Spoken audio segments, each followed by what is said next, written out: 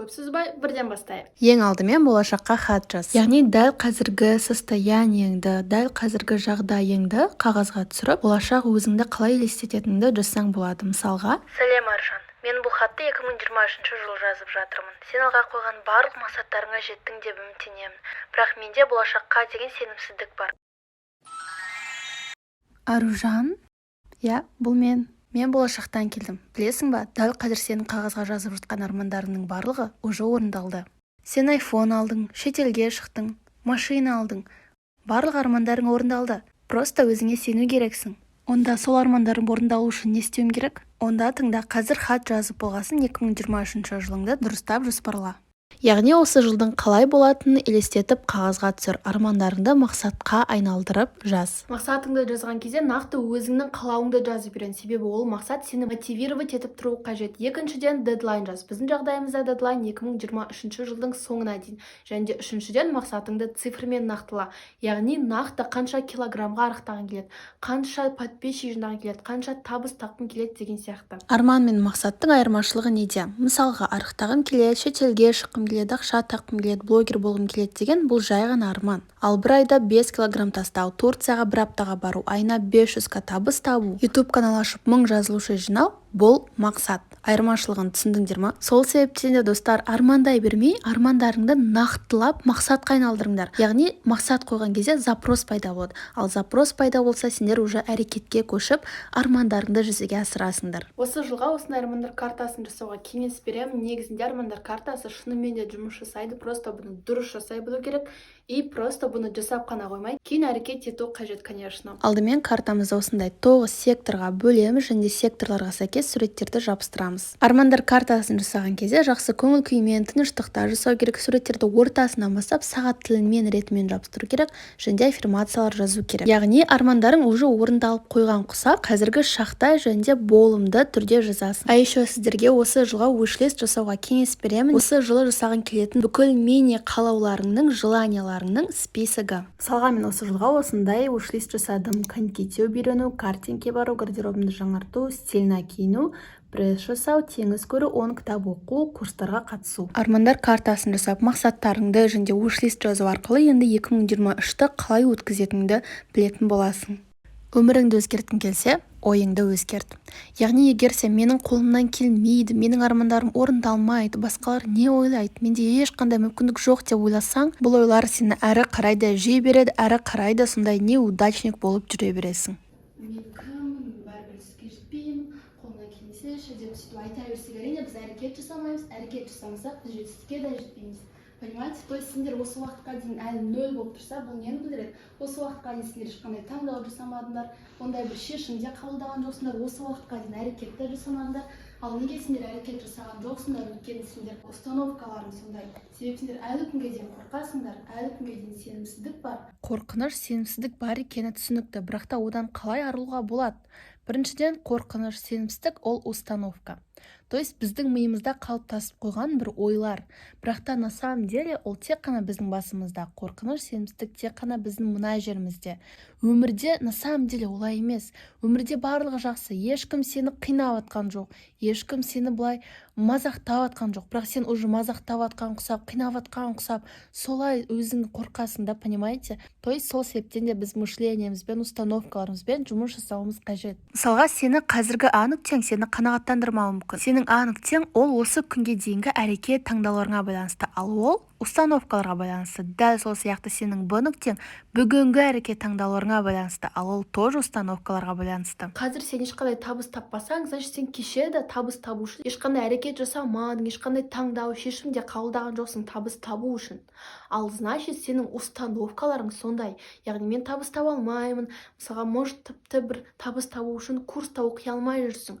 Миыңда әртүрлі қорқыныштар бар, сенімсіздік бар. Дәл сондай бір установкалардың кесірінен сен әрекет жасай алмай жүрсің. Немесе егер сенің арманыңдағы Б точкаң ол 500 мың табыс, ол миллион табыс. Енді ол миллион табыс табу үшін сен қандай әрекет жасауың қажет? Немесе сол әрекетті жасау үшін сенің мышлениең қандай болуы қажет? иә, сенің установкаларың қандай болу қажет. Бұл жерде қараңыздар, сіздің А точкаңыз бен Б точкаларыңыз бір-бірімен тең емес. Мысалға, сенің қазіргі А нүктең ол 0 теңге, ал Б нүктең ол қандай да бір арманыңдағы бір табыста, мысалға, ол 1 миллион теңге. Екеуі бір-біріне тең емес қой, екеуі екі түрлі сандар. Сол сияқты екеуі де установкаларға байланысты болса, А нүктедегі және Б нүктедегі установкалар да бір-біріне тең бола алмайды. Егер де установкаларыңыз тең болса, бір-біріне, то есть өзгермесе, онда әрине сіздің точкаларыңыз да өзгермейді. Яғни оларды 180 градусқа қарама-қарсы өзгерту қажет. Яғни осы уақытқа дейін менің қолымнан келмейді деп ойлап жүрсең, енді оны 180 градусқа өзгертіп, қолымнан келеді деп айт. Немесе өзіңді бақытсыз санасаң, мен бақыттымын деп өзіңді сендір. Мүмкіндіктер жоқ деп ойласаң, мүмкіндіктер бар. Осындай жаңа установкалардың арқасында шынымен де өміріңде мүмкіндіктер пайда болады. Бақытты көре бастайсың. Достар, как раз біздің миымыздағы ойлардың рөлі дәл осы кітапта жазылған. Мысалға, мен сіздерге бір бетін оқып берейін. Именно мозг создает окружающую вас действительность. Вы можете соглашаться или не соглашаться с этим.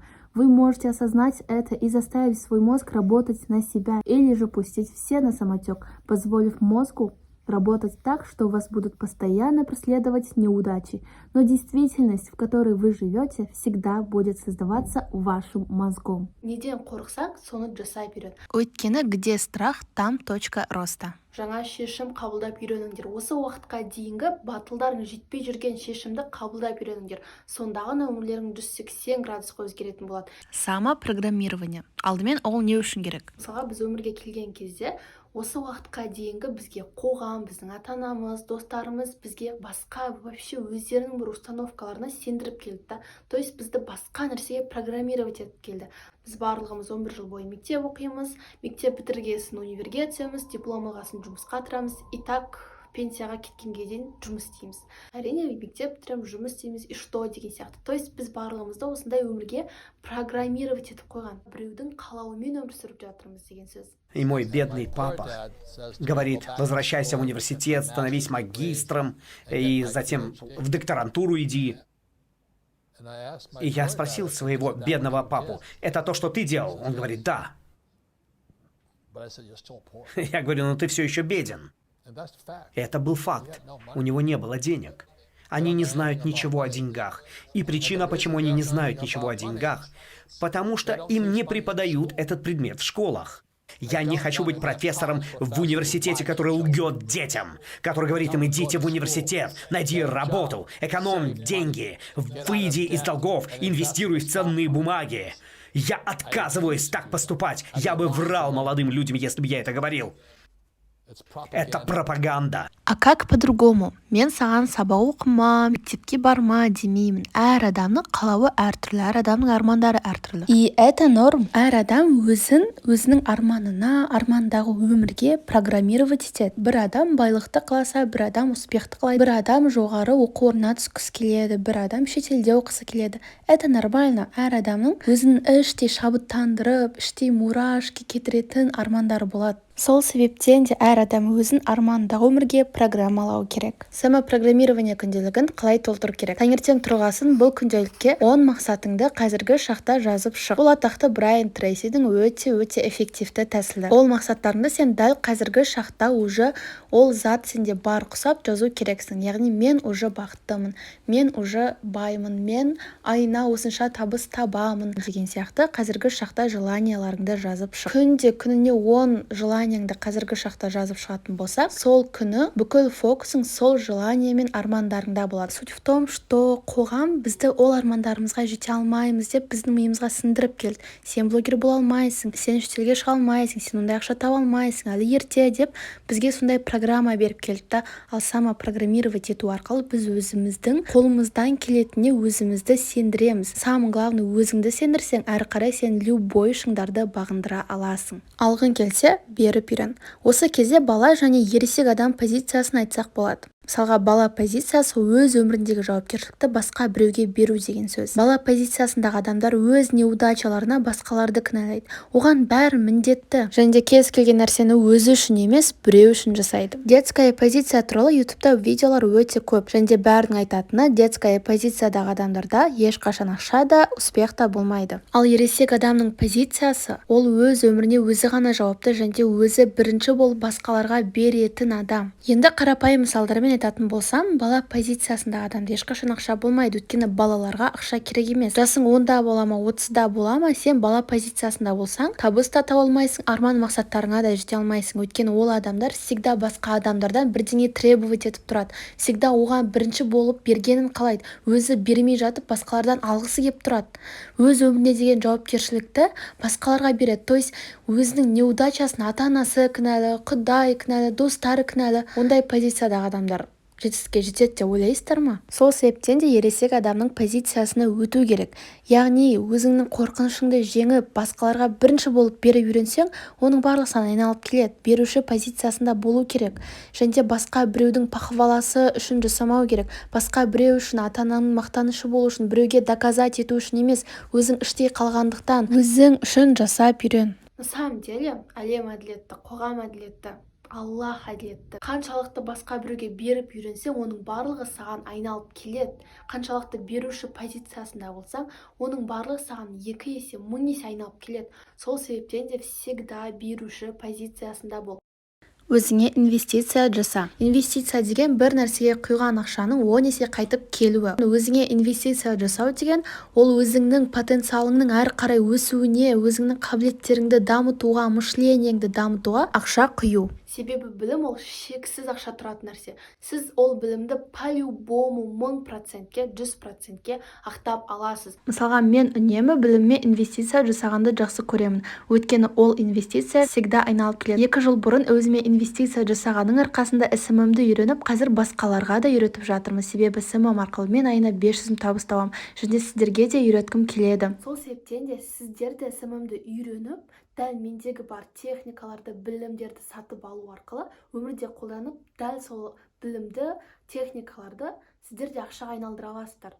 То есть сіздер де кейін осылай SMM маманы болып, сіздер де бірнеше проекттер жүргізіп ақша таба аласыздар. Просто ол білім просто тегін тұрмайды. Сол себептен де достар, мен сіздерді өзімнің SMM курсыма шақырамын. Толығырақ ақпарат менің инстаграмымда.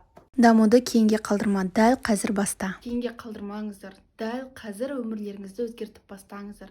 Синдром отложенной жизни деген прям көбімізге таныс шығар. Сол себептен де, пожалуйста, бұндай синдромға ұшырамаңыздар. Кейінге, бақытты да кейінге қалдырмаңыздар. Потому что егер сіз қазіргі сәтте болсаңыз, сіз тірі болсаңыз, значит сіз қазір өмір сүруіңіз керек. Қазір сіздің дамуыңыз қажет деген сөз. Осы кеңестерімді қолданып, армандарыңа жету керексің, понимаете? Сол себептен де тәуекел жасап біліңіздер, өздеріңізді тыңдаңыздар, және кейінге қалдырмаңыздар. Кейін когда-нибудь өскен кезде, когда-нибудь ақшам болған кезде, когда-нибудь кейін бай болған кезде деп, нет, когда-нибудь деген болмайды. Дәл қазір ғана сіздер сол армандарыңызды, дәл қазір әрекет етіп бастасаңыздар, сіздер уже 1-2 жылда армандарыңызға жете аласыздар. Ал мен видеомды аяқтаймын.